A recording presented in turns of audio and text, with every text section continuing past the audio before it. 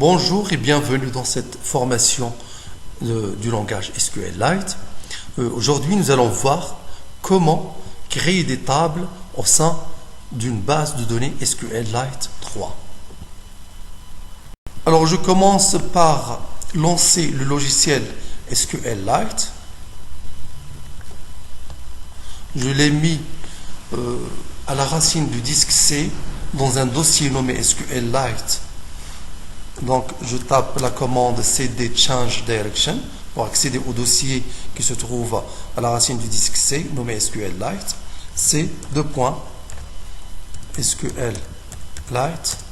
Maintenant, je me trouve sur le dossier SQLite qui se trouve à la racine du disque C. Je tape la commande SQLite 3.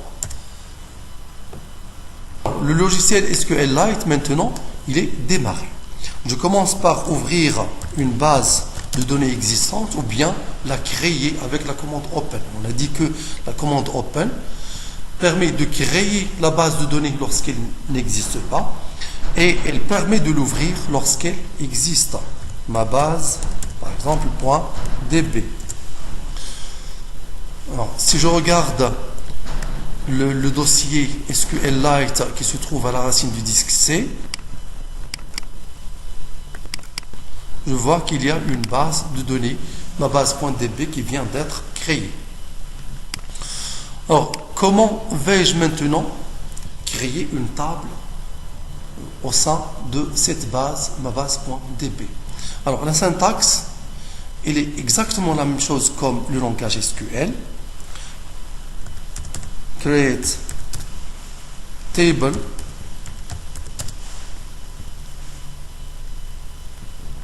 et je mets ensuite le nom de la base de données, exemple students, pour gérer les étudiants. J'ouvre les parenthèses et je mets le nom du premier champ, par exemple l'id, integer. Je mets le type du champ, l'identifiant, je vais le choisir du type entier, integer. Je peux ajouter l'id comme une clé primaire avec la commande primary key. Je peux lui attribuer la propriété auto-increment pour qu'il s'incrémente automatiquement. Auto-increment. Virgule. J'ajoute le deuxième champ, par exemple le nom du type texte, email du type texte, âge du type float par exemple. Je ferme parenthèse, je termine par point virgule et je clique sur entrée.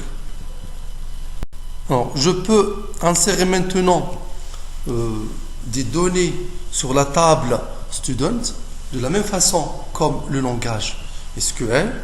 Insert into student, le nom de la table.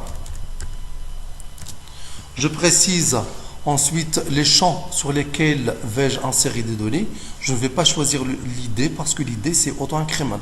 Pour le premier enregistrement, il va mettre automatiquement 1 et pour le deuxième enregistrement, il va mettre automatiquement 2 et ainsi de suite.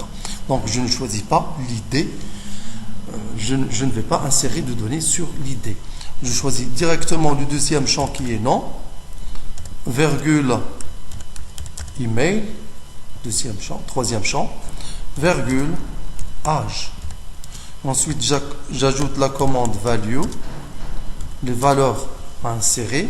Je vais mettre ici la première valeur pour le champ nom. Je vais mettre par exemple Albert,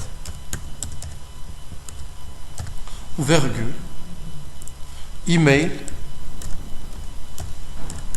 Albert par exemple, gmail.com par exemple.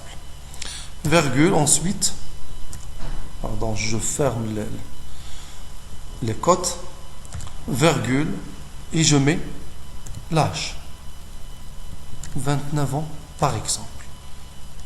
Je ferme parenthèse et je mets point virgule. J'appuie sur Entrée.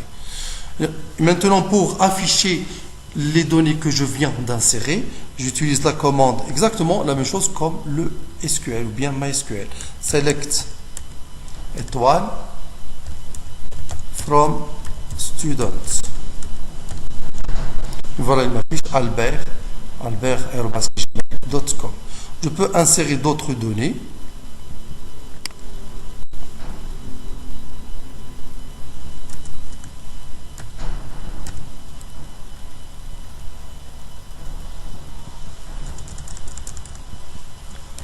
David, par exemple.